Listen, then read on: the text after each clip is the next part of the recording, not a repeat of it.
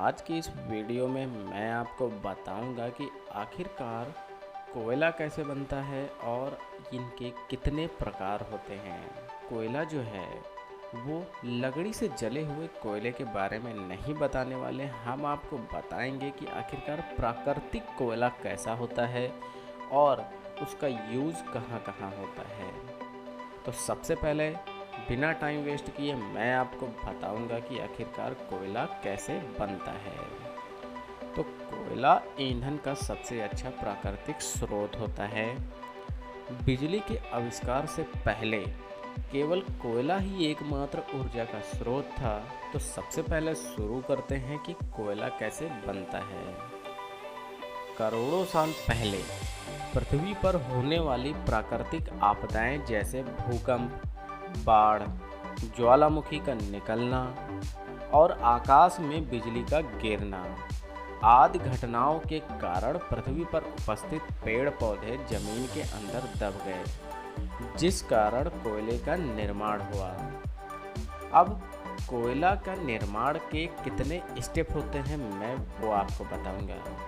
तो कोयला जो निर्माण होता है उसमें टोटल हमारे पास 4 स्टेप होते हैं, जिनमें से पहला स्टेप है हमारा पीट कोयला। सेकंड नंबर पर आता है हमारा डायग्नैटिक फेज। थर्ड नंबर पर आता है हमारा मेटाफोरिक फेज। और जो लास्ट होता है वो होता है हमारा बिटुमिनस कोयला से नॉन बिटुमिनस कोयला को बनना। तो इन 4 फेज में से मैं आपको सबसे पहले बारी बारी करके एक एक फेज के बारे में बताऊंगा। जमीन के अंदर अधिक गर्मी होती है, इस कारण कोयले के निर्माण अनेक स्टेप में होता है। सबसे पहले पीट कोयले का निर्माण होता है, क्योंकि इसमें कार्बन की मात्रा कम होती है और उसके साथ साथ अन्य पदार्थ मिले हुए होते हैं। सेकंड नंबर का जो हमारा होता है वो होता है हमारा डायग्नैटिक फेज। तो चलिए आते हैं इसके बारे में बात करते हैं। तो जैसे जैसे समय गुजरता है, पृथ्वी के अंदर होने वाली अभिक्रिया जैसे पृथ्वी के अंदर की प्लेटों के कारण लगने वाले दबाव, उच्च तापमान, डिहाइड्रेशन, कार्बनीकरण की प्रक्रिया के कारण पीट कोयला भूरे कोयले में बदल जाता है। और भूरा कोयला में कार्बन की मात्रा पीट कोयले से ज़्यादा होती है और पीट कोयले से भूरा कोयला बनने में हजारों साल तक का समय लग जाता है।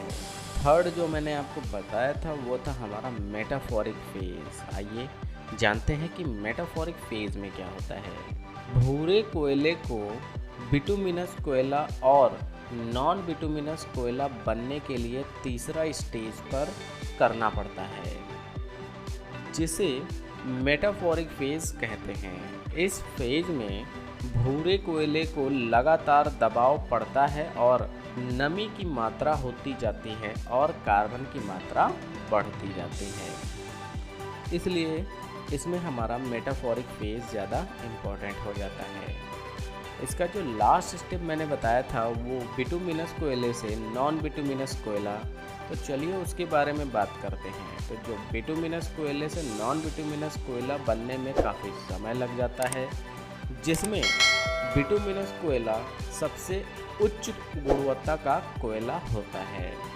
तो इसलिए जो फोर्थ स्टेप होता है उसे सबसे ज़्यादा तवज्जो दिया जाता है।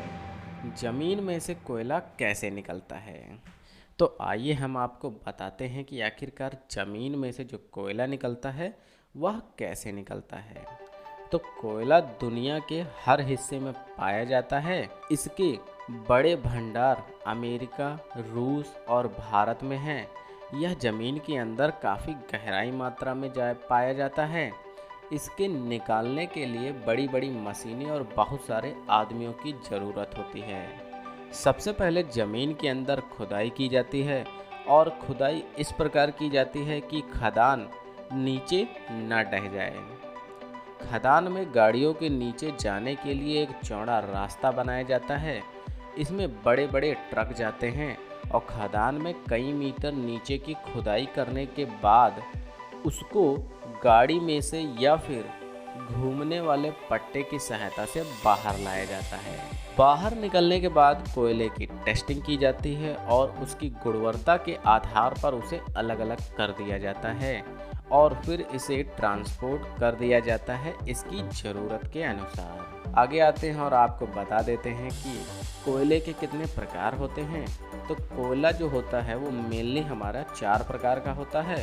तो पहले नंबर पर जो आता है वो हमारा है एंथ्रेसाइट, सेकंड नंबर पर जो आता है वो है बिटुमिनस, थर्ड नंबर पर जो आता है वो लिग्राइट, और जो हमारा लास्ट 4th नंबर पे आता है वो है हमारा पीट। चलिए एक एक करके इनके बारे में भी बात करते हैं। तो जो एंथ्रासाइट होता है यह सबसे उच्च गुणवत्ता का कोयला होता है। इसमें 93% तक का कार्बन होता है। इसमें नमी नहीं के बराबर होती है और भारत में यह कोयला बहुत कम मात्रा में पाया जाता है।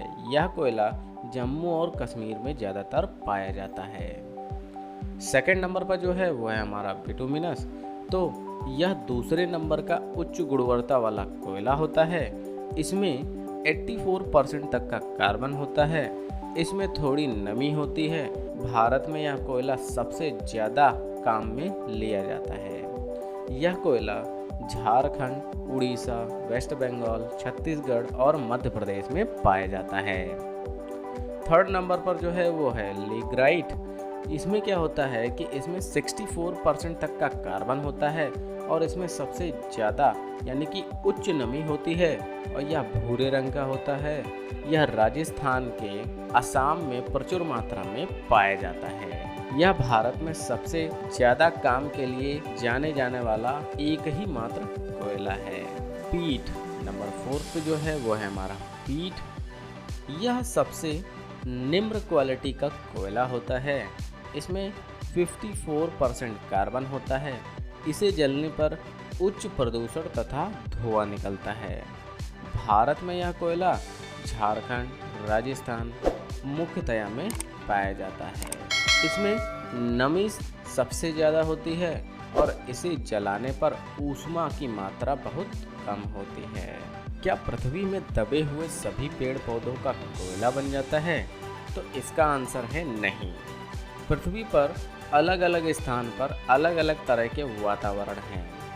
किसी भी स्थान का वातावरण वहाँ बनने वाली चीज़ों पर असर डालता है। जिस स्थान पर बहुत अधिक ठंड है उस स्थान पर कोयले के बनने के आसार बहुत कम होते हैं। कुछ स्थानों पर पेड़ पौधों का कोयला बन जाता है और कुछ स्थानों पर उनके खनिज पदार्थ बन जाते हैं और कुछ स्थानों पर सिर्फ उदासीन पदार्थ बनते हैं जिनका कोई भी किसी भी तरह का कोई उपयोग नहीं होता है। अब आगे आते हैं और आपको बताते हैं कि आखिरकार कोयले का उपयोग कहाँ कहाँ होता है।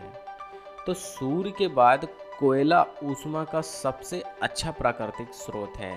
कोयले को बहुत सारे उपयोग में लिया जाता है। जैसे कोयले का उपयोग खाना बनाने में किया जाता है और कोयले का उपयोग रेलगाड़ी चलाने में भी किया जाता है और कोयले का उपयोग कारखानों में ऊष्मा उत्पन्न करने के लिए किया जाता था और कोयले का उपयोग थर्मल पावर प्लांट यानी कि बिजली उत्पन्न करने में भी किया जाता है। उम्मीद करते हैं कि आपको यह वीडियो पसंद आया होगा और हमें कमेंट बॉक्स में ज़रूर बताएं कि क्या इससे पहले आपको यह बात पता था कि कोयला कैसे निकलता है।